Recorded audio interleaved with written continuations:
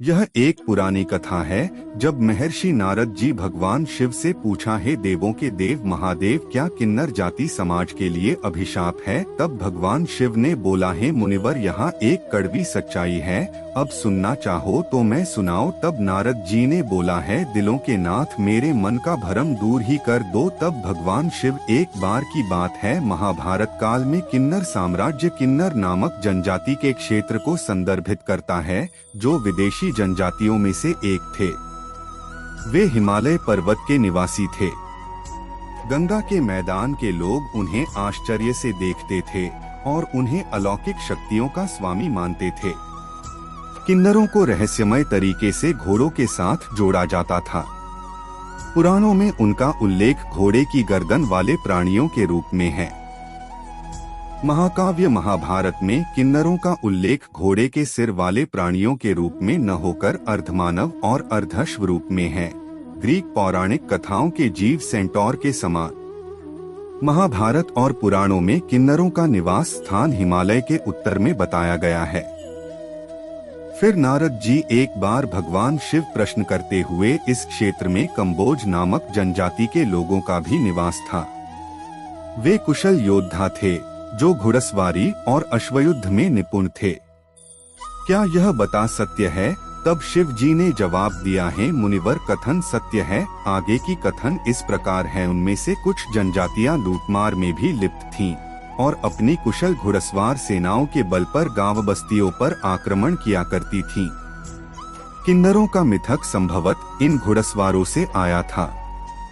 महाकाव्य में एक और संदर्भ उन्हें गंधर्वों के एक उपसमूह के रूप में देखा गया है।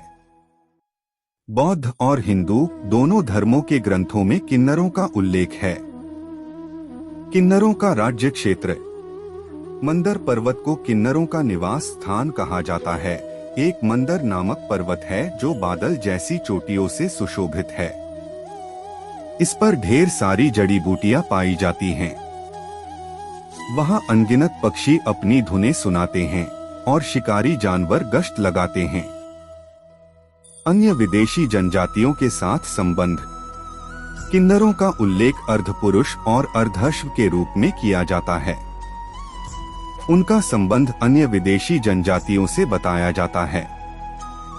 किन्नरों का उल्लेख अन्य विदेशी जनजातियों के साथ साथ नागों, उर्गों, पन्नगों, सुपर्णों, विद्याधरों, सिद्धों, चारणों, वालिखिलियों, पिशाच, गंधर्वों, अप्सराओं, किमपुरुषों, यक्षों, राक्षसों और वानरों के साथ किया जाता है। तब नारद जी बोले, हे प्रभु, आपने मुझे यह कथा सुनाकर मेरा मन को कृतज्ञ भाव से विभोर कर दिया। तब भगवान शिव जी बोले, आगे की कथा इस प्रकार है, मुनिवर, इस कथा कुछ भाग और है, आगे सुना। रामायण में किन्नरों का उल्लेख देवों, गंधर्वों, सिद्धों और अप्सराओं के साथ किया गया है। किन्नरों को एक स्त्रीवत जाति माना जाता था जो सदैव रसिक लीलाओं में लिप्त रहती थी। मनुस्मृति में मनु ने उल्लेख किया है कि अत्रि के पुत्र दैत्यों, दानवों, यक्षों, गंधर्वों, उर्गों, राक्षसों और किन्नरों के पिता हैं। फिर नारद जी बोले, हे त्रिपुरारी, आगे की कथा वर्णन कीजिए। फिर शिवजी बोले, प्राचीन कामसूत्र में तीसरे लिंग तृतीया प्रकृति की स्त्री लोगों द्वारा संभोग के प्रदर्शन का उल्लेख है। इस परिच्छेद की अलग अलग व्याख्या उन पुरुषों के संदर्भ में की गई है जो अन्य पुरुषों को चाहते हैं। तथाकथित किन्नर जो पुरुषों के रूप में प्रच्छन्न हैं और जो महिलाओं के रूप में प्रच्छन्न हैं।